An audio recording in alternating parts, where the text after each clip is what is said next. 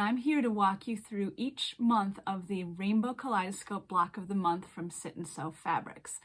Last year we sewed the Block of the Month using these yellow, white, and gray fabrics to go along with the Pantone colors of the year.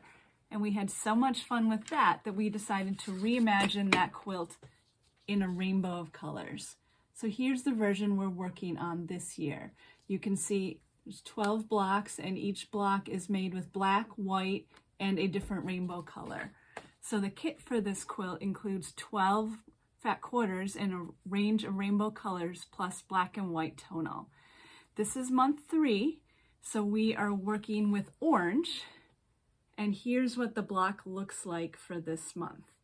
It's got the orange and white pinwheel in the middle, and then a black, white, and orange square border. Now, when you watch the video for this quilt block, the tutorial will be focused on making this white, yellow, and gray version, but it works just the same for our black, white, and orange version. It's just a different color scheme. So I hope you'll sew along this month and every month with me so we can make the entire Rainbow Kaleidoscope quilt. And if you need the kit, head over to sitandsewfabrics.com and look for Rainbow Kaleidoscope. We're on month 3 right now, but it's super easy to catch up. Each month you'll receive the pattern in a PDF and the video tutorial link so that you can sew along with on every single step of making the block. I hope you'll join us. So I've got my gray, yellow, and white pieces cut. And I've got my pattern right here. And the first thing that we're going to do is to use the white and yellow pieces to make half square triangles in order to deal with the stripes so they all go the same direction. When I draw the diagonal lines on the wrong side of these, I'm going to draw one from upper left to lower right and one from upper right to lower left.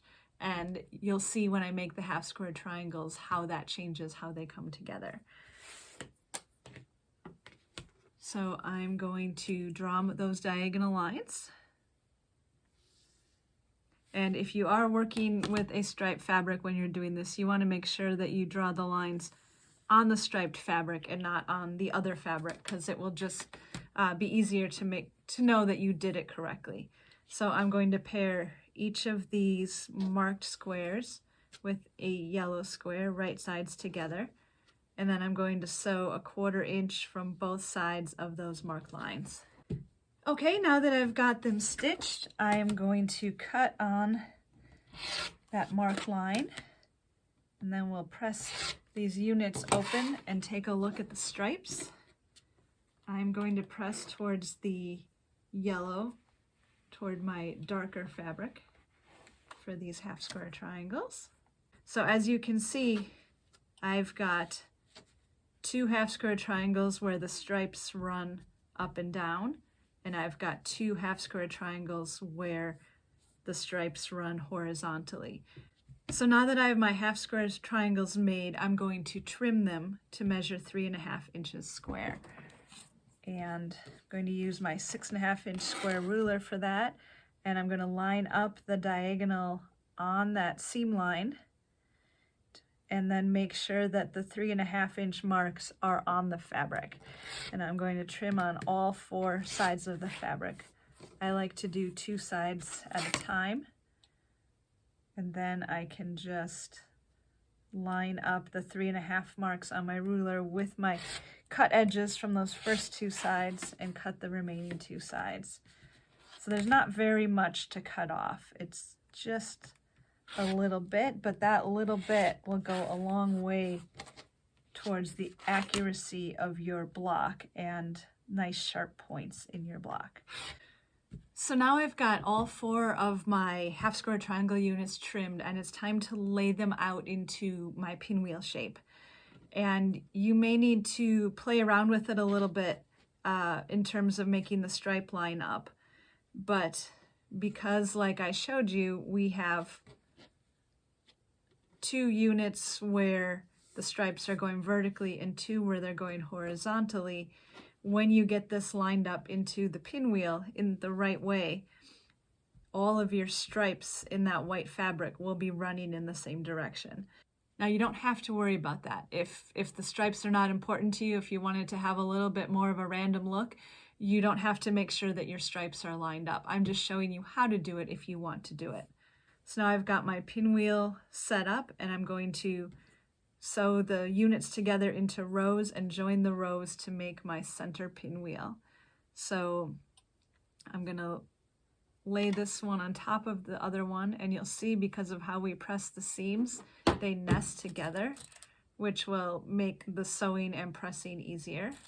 I'm going to put a couple pins in, and then for both the top and bottom, I'm just going to sew using a 1/4 inch seam allowance down both of those units.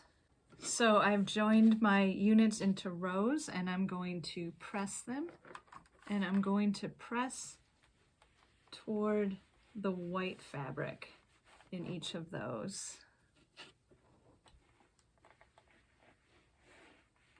Okay. Now I'm just double checking that I have them in the right orientation, so I still have my pinwheel look. I'm going to flip this one over. The seam allowances should nest, and then I'm going to place the pin right after that seam. And ideally, when I sew these together, I want my stitch line to go through right above the diagonal stitch line on both the front and the back. And then that will give me nice points. So I've got my pinwheel unit for the center made, and I'm going to press it. This one I'm actually going to press from the back side, and what you can kind of do is you end up pressing each seam toward the white. So on the back, it'll be pressed in different directions, but it's hard to see. But what that allows you to do is sort of open up this center, and it makes a little miniature pinwheel on the back out of your seam allowances, and it allows that center point to lay flat. So if you press it on the back first, you have a little more control over which direction your seams are going. And there's our pinwheel center. So from here, we're going to lay out the rest of our squares. So the yellow pieces go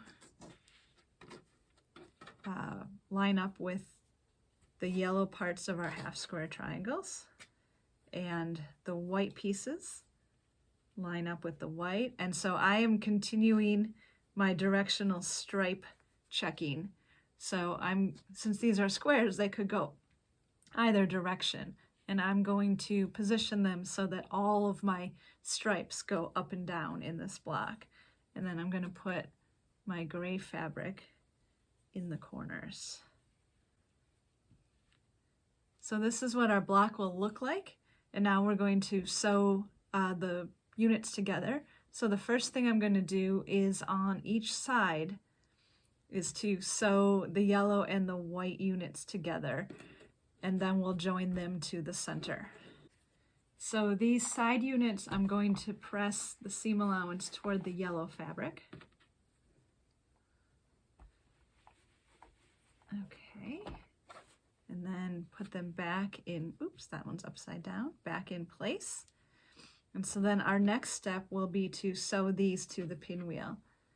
And we have nested seams again because of how we pressed. So everything should lay nice and flat. So I'm going to put a pin in by where those seams come together, and then at the beginning and the end as well. And then do the same on this side. Just double check that you've got your piece positioned correctly so you don't sew it on upside down. You want yellow with yellow, white with white. So here is the center of my block with the sides sewn onto it. And if you pinned and stitched well, you should have a seam that just continues on, separating your yellow and your white. And for these, I'm going to press them out towards those pieced squares that are on the outside edge. There we go. I really love how these stripes look all lined up vertically like that. So then to make our top and bottom borders, we're going to sew these 4 blocks together, both top and bottom, and then we'll join them to the center. So I've got my top and bottom borders pieced, and now let's talk about how to press these so that we can add it on smoothly to our block. We're going to press the outer corner pieces, the gray pieces, we're going to press toward the center, so toward the white and toward the yellow. And then for our other piece, we are going to press it. That middle seam, we're going to press toward the yellow as well. So we've got 2 seams pressing in one direction and one in the other. And that's so when we flip it over to sew it on, all 3 of these seams will nest. And that will just make your block lay that much flatter. So the pressing directions are also in the pattern, but you can always just flip your block pieces over and test to make sure that they're nesting before you sew them on.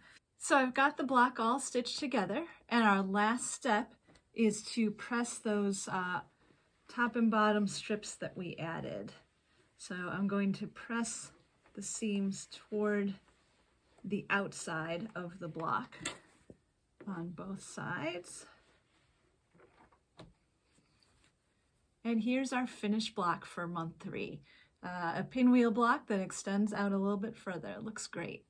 So I can't wait to join you next month for block 4.